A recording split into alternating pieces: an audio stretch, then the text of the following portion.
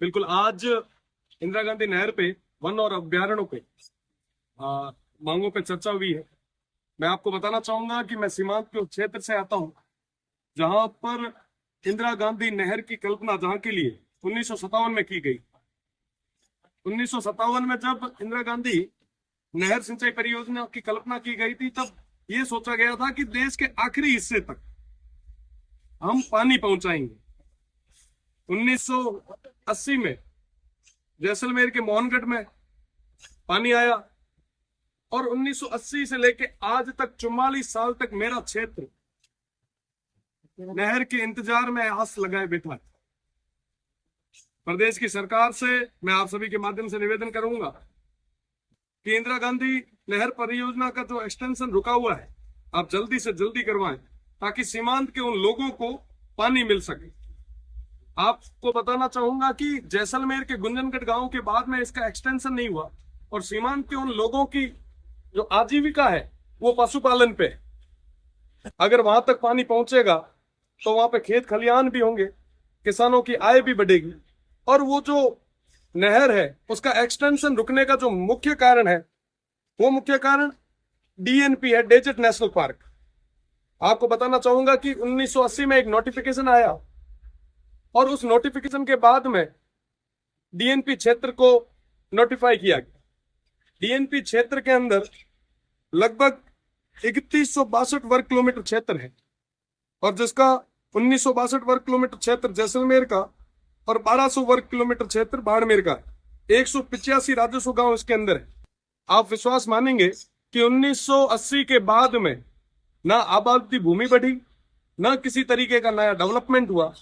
आज क्योंकि वन एवं अभ्यारण्य की भी बात हो रही है, मैंने आज सरकार से निवेदन भी किया है, मंत्री जी से भी निवेदन किया है कि उस क्षेत्र में उन 185 राजस्व गांवों में मूलभूत सुविधा पहुंचाने का काम हम लोगों को करना चाहिए। आप विश्वास मानेंगे कि अभी तक वहां के किसानों को किसी भी तरीके का केसीसी या ऋण उठाने की कोई सुविधा नहीं दी गई है। वो ऋण नहीं उठा सकते, वो कोई लोन नहीं ले सकते, वो बेच नहीं सकते, वो किसी भी जमीन को हस्तांतरित नहीं कर सकते। कई सारी ऐसी समस्याएं आगे आ रही है।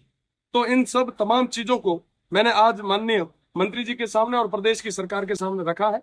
साथ ही साथ मोबाइल टावर, आप देखेंगे कि साहब एक दिन के लिए अगर मोबाइल टावर या कोई रेंज या कोई जब परीक्षा होती है तो एक दिन के लिए जब मोबाइल टावर को ब्लॉक किया जाता है, इंटरनेट को बंद किया जाता है, तो हमारे युवा भाई खाना पीना छोड़ देते हैं। उस स्थिति में आप सोचिए, आप विचार कीजिए, आप कल्पना कीजिए कि साहब उन लोगों के क्या हाल होंगे जिनके पास अभी तक मोबाइल नेटवर्क नहीं पहुंचा। लाइट की हम बात करें तो अभी सब हाहाकार मचा रहे हैं कि साहब हर जगह कटौती हो रही है। मैं मानता हूं साहब की कटौती हो रही है, पर आप देखें कि साहब उनके क्या हाल होंगे जो 75 साल से बिजली का इंतजार कर रहे हैं। हम पानी की बात करते हैं कि साहब एक दिन अगर शहर में पानी की सप्लाई ना हो तो लोग सड़कों पे आ जाते हैं। आप विचार करो, जहां तक आजादी के बाद तक जहां पर अभी तक पानी नहीं पहुंचा है उनके क्या हाल होंगे। वाकई स्थिति बहुत ही ज्यादा भयानक है। मैं कहना चाहूंगा मंत्री जी से भी, मैंने मंत्री जी से भी निवेदन भी किया कि एक बार आप आए और उस क्षेत्र को देखें। आप देखेंगे कि भारतमाला जैसा प्रोजेक्ट वहां पे जाके रुक गया। नर्मदा और इंदिरा गांधी नहर परियोजना का जो मिलाने का एक जो सपना था, वो मुझे लगता है कि सपना ही रह जाएगा। अगर हमने मजबूत इच्छा शक्ति के साथ काम नहीं किया तो परिवर्तन नहीं आ पाएगा। सब बड़ी भयानक स्थिति है उस क्षेत्र की। अगर कोई प्रसव समय में कोई हॉस्पिटल तक जाना भी चाहे तो दूर दराज तक कोई हॉस्पिटल नहीं है और रोडें भी नहीं। कई बार जच्चा और बच्चा दोनों की मृत्यु हो जाती है। वाकई स्थितियां बहुत खराब है। मैं आपको निवेदन करना चाहूंगा आपके चैनल के माध्यम से, मैं उन गांवों का नाम लेना चाहूंगा जिन गांवों का नाम इस राजधानी में आज तक किसी ने नहीं लिया। गडरा रोड आपको बता दूं कि सीमांत की आखिरी पंचायत समिति है और गडरा रोड से 1 किलोमीटर बाद इंटरनेशनल बॉर्डर शुरू हो जाता है। उस गडरा रोड के बोई, नोडरडी, समंद का पार, हाफिया, फांगड़ी, चंदनिया, बनियाली, चौथियाली, खड़ीन, सेला, धिंगानी बस्ती, बच्चिया, पुंजराज का पार, सरगवाड़ा, द्राबा, ढगारी, मठरानी, पीपरली, पते का पार, गप्पण, दाबड़, सांकली, हाफिया, कुपड़िया, रावतसर, सालम सिंह बस्ती, दुथोड़, ये तमाम कई सारे ऐसे गांव, 185 गांव है जहां पे अभी तक मूलभूत सुविधा नहीं पहुंची। हम बंद एसी के कमरे में सब तरीके की बातें कर लेते हैं, पर जरूरत है उन क्षेत्र को आगे तक ले जाने की। बिजली नहीं पहुंची, पेयजल नहीं है, आबादी भूमि नहीं है, किसी भी तरीके की कोई सुविधा नहीं पहुंची। तो वन एवं पर्यावरण की मांगों पे सबसे बड़ी मांग मुझे लगता है हमारी है।